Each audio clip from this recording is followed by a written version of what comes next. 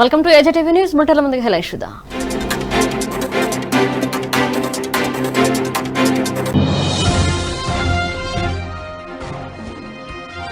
ఏపీలో ఏటా 6,500 పోలీస్ ఉద్యోగాలు, వచ్చే జాబ్ క్యాలెండర్ నుంచి నియామకం వెల్లడించిన డీజీపీ గౌతమ్ సవాంగ్.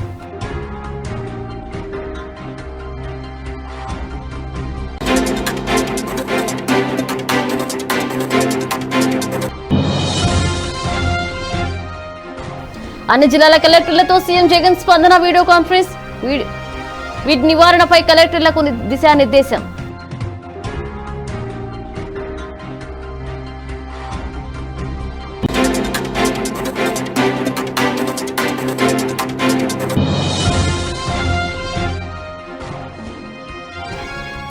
వైఎస్ఆర్సీపీ కేంద్ర కార్యాలయంలో జగజ్జీవనరావు వర్ధంతి నివాళులర్పించిన Sajjala Ramakrishna Reddy.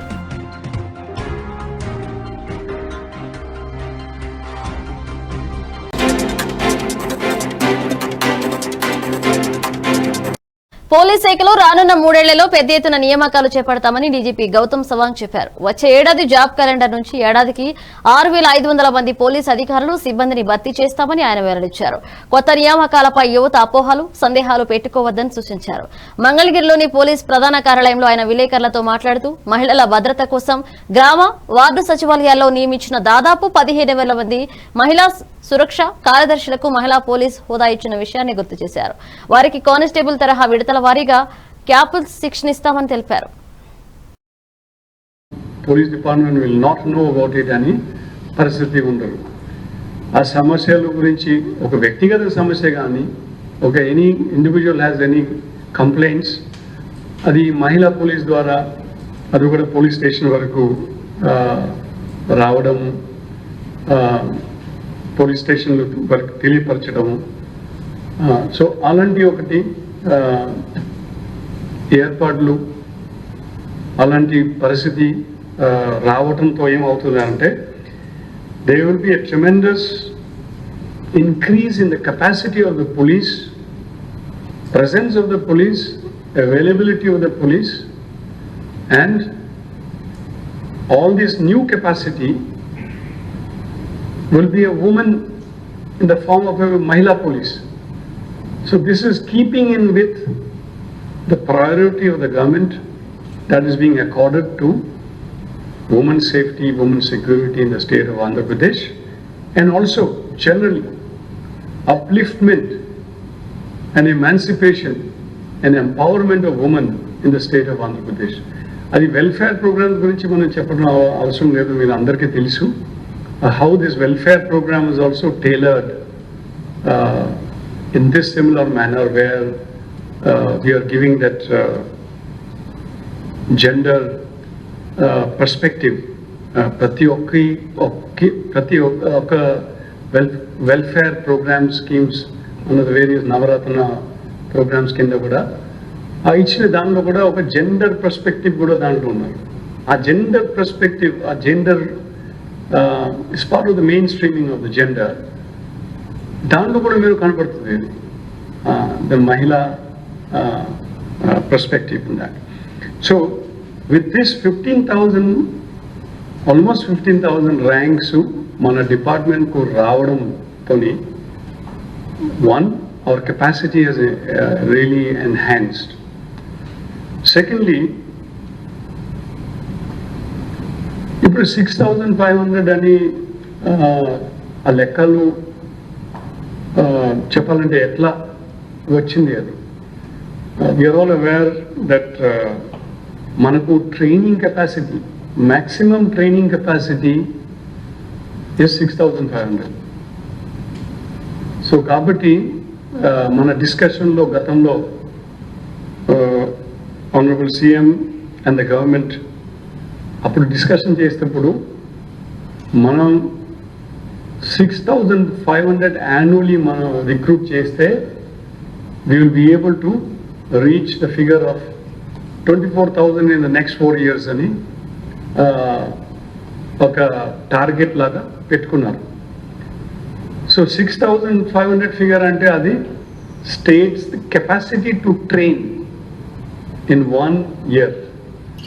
So we cannot train more than that. maximum capacity is 6,500. అందుకోసం ఆ 6,500 ఫిగర్ వచ్చింది ఇంతకుముందు. సో ఇప్పుడు we have a priority of quickly training this 15,000 మహిళా పోలీసులు. ప్రాముఖ్యత ఇచ్చినది ఈ మహిళా పోలీస్ మన పోలీస్ డిపార్ట్మెంట్కు రావడం, police department capacity increased in many fold by this addition strength. అన్ని జిల్లాల కలెక్టర్తో ముఖ్యమంత్రి వైఎస్ జగన్మోహన్ రెడ్డి మంగళవారం తాడేపల్లిలోని తన క్యాంపు కార్యాలయంలో స్పందన వీడియో కాన్ఫరెన్స్ ద్వారా సమీక్ష చేపట్టారు. కోవిడ్ నివారణపై కలెక్టర్లకు దిశానిర్దేశం చేయడంతో పాటు ఖరీఫ్ సన్నద్ధత, వ్యవసాయ రుణాలపై సమీక్ష నిర్వహిస్తున్నారు. ఇళ్ల పట్టాల పంపిణీ, ఇళ్ల నిర్మాణ ప్రగతి, గ్రామ సచివాలయాలు, ఆర్బీకేలు, విలేజ్ క్లినిక్స్ నిర్మాణంపై సమీక్ష చేపట్టారు. ఆర్ఓఎఫ్ఆర్ భూముల అభివృద్ధిపై కూడా సీఎం జగన్ సమీక్ష జరుపుతున్నారు.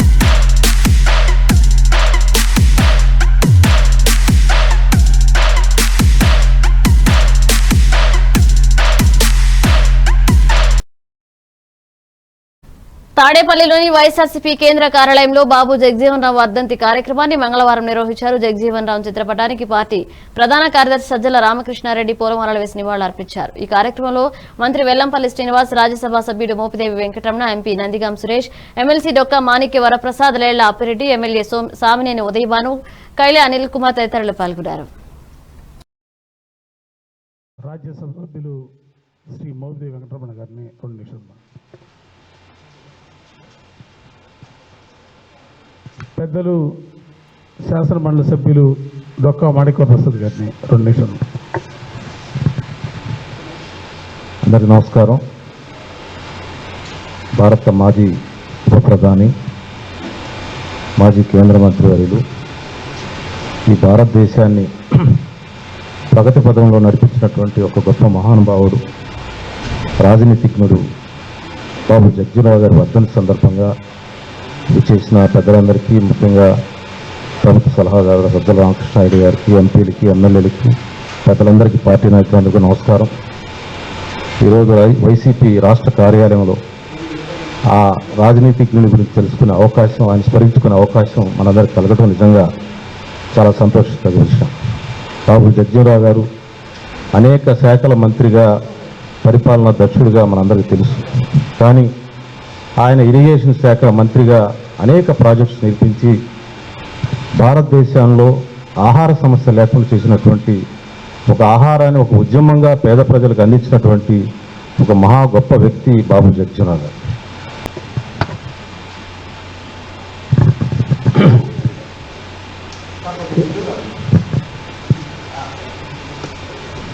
ఈరోజు వైఎస్ఆర్ కాంగ్రెస్ పార్టీ కేంద్ర కార్యాలయంలో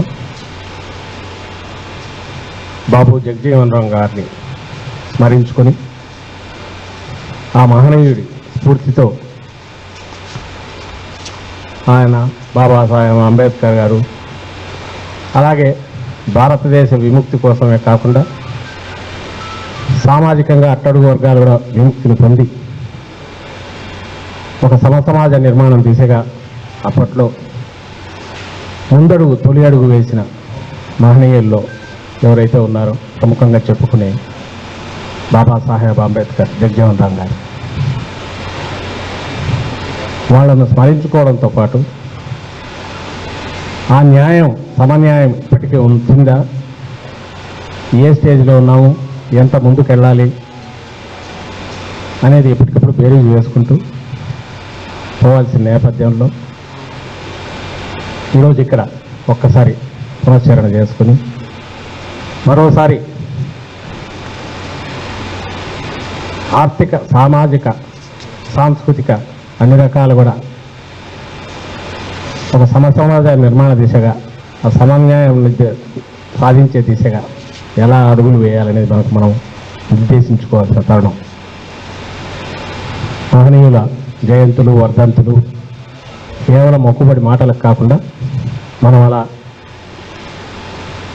రివ్యూ చేసుకొని సమీక్షించుకొని అడుగు వేయాల్సిన సందర్భం అనే విషయం అందరం గుర్తుంచుకోవాలి.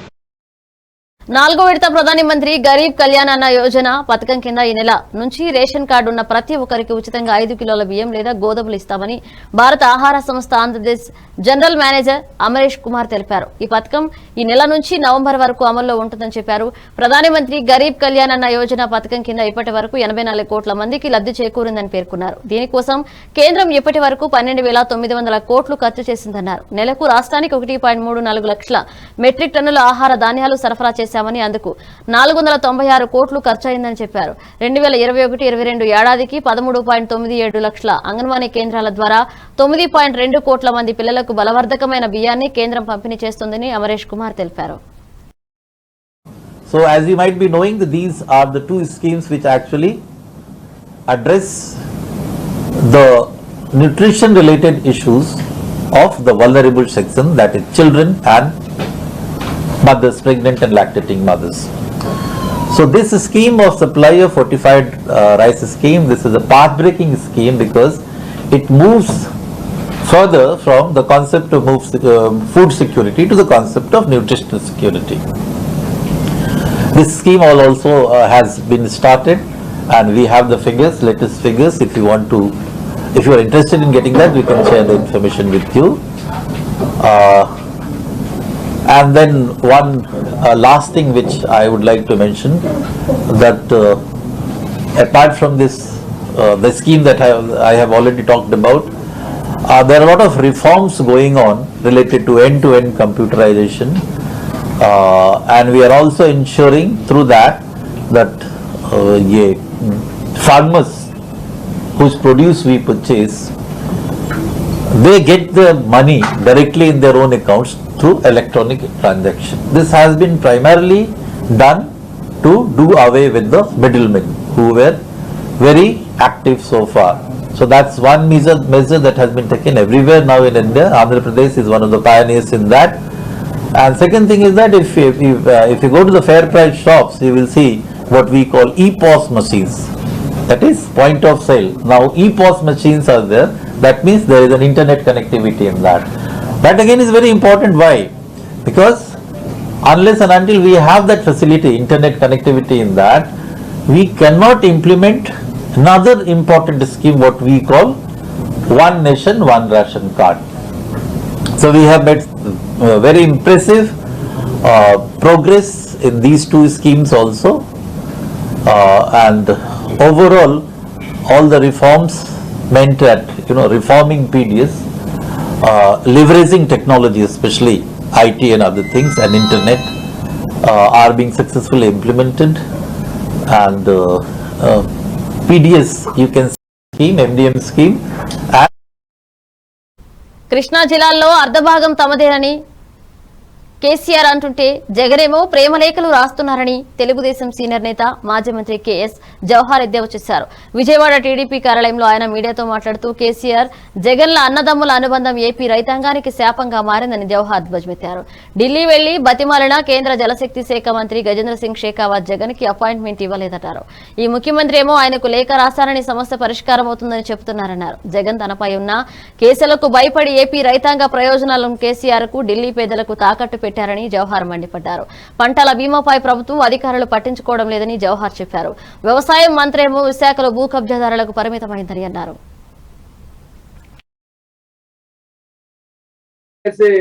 రాష్ట్ర ప్రభుత్వం చోద్యం చూస్తా ఉంది. ఒక పక్క నీటి సంక్షోభం, మరో పక్క విత్తన సంక్షోభం, మరో పక్క సాగే సంక్షోభంగా మారినటువంటి పరిస్థితి చూస్తా ఉంటే ఈరోజు జగన్మోహన్ రెడ్డి గారు వృధాగా జలాలు సముద్ర గర్భంలో కలిసిపోతా ఉన్నా కూడా నిమ్మకు నీరెత్తినట్లు ప్రేమలేఖలు రాస్తా కూర్చో ఉన్నటువంటి పరిస్థితి. ఈరోజు ఒకటి అడుగుతా ఉన్నాం, మీరు పోతే మధ్యకు కూడా పోయారు కానీ పెరుక్కు చీటీ రాసి పంపించినట్టుగా ఉంది జగన్మోహన్ రెడ్డి గారు లేఖలు చూస్తా ఉంటే. గజేంద్ర సింగ్ షెకావత్ ని కలవడానికి అపాయింట్మెంట్లు కూడా ఎవరు కానీ ఆయన మాత్రం ఉత్తరాలు రాస్తా ఈ రాష్ట్ర ప్రయోజనాలను తాకట్టు పెట్టి ఒక పక్క ఈ రాష్ట్ర ప్రయోజనాలను ఆయన కేసుల కోసం ఢిల్లీలో తాకట్టు పెడతా ఉన్నాడు, మరో పక్క కేసీఆర్ దగ్గర తాకట్టు పెడతా ఉన్నటువంటి పరిస్థితి చూస్తా ఉంటే ఇదంతా కూడా దొంగ నాటకంగా ఉంది. ఈ రాష్ట్ర ప్రయోజనాలు జలపరమైనటువంటి అంశాలు పూర్తిగా జగన్మోహన్ రెడ్డి కేసీఆర్ కి తాకట్టు పెట్టి వెళ్తా ఉన్నటువంటి పరిస్థితి చూస్తా ఉన్నాం. ఆల్రెడీ కేసీఆర్ విద్యుత్ ఉత్పత్తి కోసం అనవసరంగా డెడ్ స్టోరేజ్ ను కూడా వాడుకుంటూ ఖాళీ చేస్తా ఉన్నాడు కృష్ణానదిని. ఆ నీరంతా వృధాగా సముద్రంలో కలిసిపోతా ఉంది. ఈ రోజు సముద్రంలో కలిసిపోయే నీటికి జవాబుదారీతనం లేదు. సాగు రంగానికి సంబంధించి ఏ పద్ధతి కూడా జగన్మోహన్ రెడ్డి ప్రభుత్వం పాటించట్లేదు. వ్యవసాయ శాఖ మంత్రి పూర్తిగా విశాఖపట్నానికి పరిమితం అయిపోయాడు. ఆయనంతా కూడా విశాఖపట్నంలో సెటిల్మెంట్లు చూసుకుంటా ఉన్నాడు. విశాఖపట్నంలో భూ తగాదాల గురించి ఆయన మాట్లాడుతా ఉన్నాడు, భూ కబ్జాల గురించి ఆయన చూసుకుంటా ఉన్న పరిస్థితి ఉంది తప్ప ఎక్కడ రైతాంగాన్ని పట్టించుకున్న పాపాన పోల గాలికి వదిలేసి. విశాఖ జిల్లాలో బాక్సైట్ మైనింగ్ కు ప్రభుత్వం అనుమతులు ఇవ్వలేదని పంచాయతీరాజ్ శాఖ principal secretary Gopalakrishna Dwivedi mines DMG Venkatareddy తెలిపారు. 2010 నుంచి 2014 వరకు లేటరైట్ ఆర్చ్ లీజుకిచ్చారని కొన్ని మీడియా సంస్థలు తప్పుడు వార్తలు ప్రచారం చేస్తున్నాయని మండిపడ్డారు. 5 మెట్రిక్ టన్నుల మైనింగ్ చేస్తే 15,000 కోట్ల స్కామ్ ఎలా జరుగుతుందని ఆయన ప్రశ్నించారు. తప్పుడు వార్తలు రాస్తూ ప్రభుత్వంపై బురద జల్లుతున్నారని మండిపడ్డారు. తప్పుడు వార్తలు రాసే వారిపై పరువు నష్టం దావా వేస్తామని హెచ్చరించారు. జగనన్న కాలనీలకు ఎక్కడ ఇసుక కొరత లేదని, రోజు 2 లక్షల టన్నుల ఇసుక ఉత్పత్తి చేస్తున్నామని అన్నారు. 40 కిలోమీటర్ల లోపల ఉన్నవారు ఉచితంగా ఇసుక తీసుకువెళ్లొచ్చని అన్నారు. ఎక్కడైనా మరి ఎక్స్కవేషన్ తవ్వకం జరగడం లేదు. విశాఖపట్నం కానీ ఈస్ట్ గోదావరి కానీ ఎక్కడైనా అది మేము క్లియర్గా కూడా ఈ మధ్యలో జియో కూడా ఇష్యూ చేసాము, మీరు చూసి ఉంటారు. ఈ bauxite mining will not be permitted in Visakhapatnam district. So అది చాలా క్లియర్గా క్లారిటీ ఇస్తూ ఒక సవరణ జియో ఇష్యూ చేయడం జరిగింది. అది మీ పాయింట్ ఏముందంటే laterite. Laterite is different, bauxite is different, మనందరికీ తెలిసి ఉండాలి. లెటరైట్లో 6 + 1 7 leases are operating at this point of time in Visakhapatnam. 6 leases ఎలా ఉన్నాయంటే 2010 నుంచి 2014 వరకు ఇవ్వడం జరిగినాయి. సో ఈ గవర్నమెంట్ వచ్చిన తర్వాత ఆ 6 లీజెస్ సంబంధం లేదు, వాళ్ళు అప్పుడు ఇచ్చారు. అక్కడ కూడా మేము చాలా స్ట్రిక్ట్గా చూస్తున్నాము. ఇన్ఫ్యాక్ట్ పర్మిట్స్ ఇష్యూ చేయడంలో కానీ అంటే మాకు ప్రస్తుతం ఈ గవర్నమెంట్లో ఏం రూల్స్ ఉన్నాయో అవన్నీ పాటిస్తూ అంతా చేయడం జరుగుతూ ఉంది. 2019లో కొత్త లీజ్ ఇవ్వడం జరిగింది. ఆ 2019 లీజ్లో కూడా లెటర్ ఆఫ్ ఇంటెంట్ అది ప్రీవియస్ గవర్నమెంట్లో ఇవ్వడం జరిగింది. దాని తర్వాత వాళ్ళు కోర్టుకి వెళ్ళారు. కోర్టుకు వెళ్ళిన తర్వాత మరి కోర్టు వాళ్ళు ఆర్డర్ ఇచ్చారు. అది ఆర్డర్ పాటిస్తూ మేము వాళ్ళకి ఇప్పటి వరకు ఒక లీజులో ఓన్లీ 5,000 టన్స్ పర్మిట్స్ మేము ఇష్యూ చేసాం. మరి 5,000 టన్స్ లెటరైట్ ఎవరో మైనింగ్ చేస్తే 15,000 కోట్లు ఎక్కడ దోపిడీ చేస్తారు, అది ఒకసారి మరి మా అందరికి అర్థం అవ్వాలి. తెలంగాణ మొత్తంలో మొక్కలను నాటి పచ్చదనం కనిపించాలనేది ముఖ్యమంత్రి కల్వకుంట్ల చంద్రశేఖరరావు లక్ష్యమని సిర్పూర్ టీ మండల ఆర్ఎంపీ పీఎంపీ అసోసియేషన్ ఆధ్వర్యంలో 4వ విడత పల్లె ప్రగతిలో భాగంగా హరితహార కార్యక్రమం కొమరోమీం ఆసిఫాబాద్ జిల్లా సిర్పూర్ టీ మండల కేంద్రంలోని ప్రభుత్వ జూనియర్ కళాశాలలో 4వ విడత పల్లె ప్రగతిలో భాగంగా హరితహారం కార్యక్రమంలో దాదాపు 50 మొక్కలను సిర్పూర్ టీ ప్రభుత్వ జూనియర్ కళాశాల ప్రిన్సిపల్ సిహెచ్ కళ్యాణి ముఖ్య అతిథిగా పాల్గొని ఆర్ఎంపీ పీఎంపీ అసోసియేషన్ వారు కలిసి మొక్కలు నాటారు. అనంతరం జూనియర్ కళాశాల ప్రిన్సిపల్ మరియు ఆర్ఎంపీ పీఎంపీ అసోసియేషన్ మండల అధ్యక్షులు డాక్టర్ తులసిదాస్ మాట్లాడారు. ఈ కార్యక్రమంలో ఆర్ఎంపీ పీఎంపీ అసోసియేషన్ మండల అధ్యక్షులు డాక్టర్ తులసిదాస్, ఉపాధ్యక్షులు వినోద్, జనరల్ సెక్రటరీ అమృత్, సర్దార్ లక్ష్మణ్, అధ్యాపకులు భూపాలి తిరుపతి, శ్యామ్, రాజు తదితరులు పాల్గొన్నారు.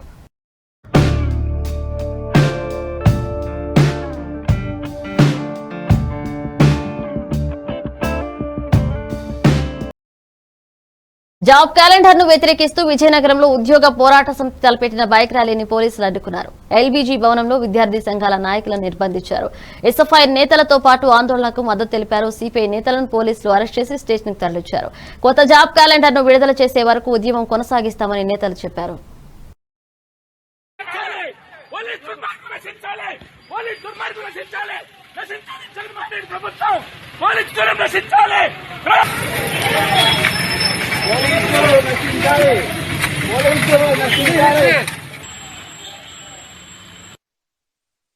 జగన్మోహన్ రెడ్డి పోలీసులను పెట్టి ప్రజాభిప్రాయాన్ని అణచివేయాలనే దుర్మార్గానికి ఒడిగట్టాడు.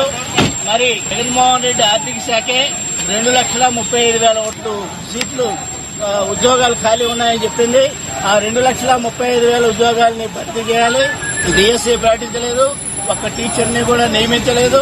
అలాగే పోలీసు ఖాళీలు ఉన్నాయి, అన్నింటినీ కూడా వెంటనే భర్తీ చేసేంత వరకు కూడా విద్యార్థులు యువతలు చేసే ఉద్యమానికి సంపూర్ణమైన మద్దతు తెలియజేస్తాం. నిరుద్యోగులకు ఉద్యోగ అవకాశాలు కల్పించండి అంటే ఈరోజు అక్కడ కల్పించట్లేదు. జగన్ వస్తాడు, మంచి రోజులు వస్తాయని చెప్పారు. ఈరోజు మాకు నిరుద్యోగులకి ఉద్యోగాలు కల్పించాలంటే పోలీసులను ఉపయోగించి ఈరోజు ఆఫీసులకు వచ్చి అరెస్టులు చేస్తున్నారు. రాష్ట్ర ప్రభుత్వం నిరుద్యోగులకు అన్యాయం చేసింది. ఇప్పటికైనా సరే రాష్ట్ర ప్రభుత్వం ఖాళీగా ఉన్నటువంటి 1,80,000 ఉద్యోగాలను వెంటనే రిలీజ్ చేయాలి. కొత్త జాబ్ కార్డులను రిలీజ్ చేయాలి. పశ్చిమ గోదావరి జిల్లా పోలవరం ప్రాజెక్ట్ స్పీల్వే వద్ద 26.8 మీటర్ల నీరు పెరిగింది. 2 రోజులుగా కురుస్తున్న వర్షాలకు అప్రోచ్ ఛానల్ పూర్తిగా వరద నీటిలో నిండిపోయింది. అప్రోచ్ ఛానల్ వెంబడి వేసిన మట్టి కట్ట అక్కడక్కడ దెబ్బతింది. రహదారి అస్తవ్యస్తంగా ఉండడం, ఏదో ఒక సమయంలో వర్షం కురుస్తుండటంతో యంత్రాలను సురక్షిత ప్రదేశానికి తరలించారు. వెనుక భాగంలో ప్రవాహం మరింత పెరిగే అవకాశం ఉందన్న సమాచారంతో అధికారులు ఆ మార్గంలో రాకపోకలను పూర్తిగా నిలిపివేశారు. గోదావరి నీరు ప్రాజెక్టుల గేట్ల ద్వారా ప్రవహిస్తున్నాయి.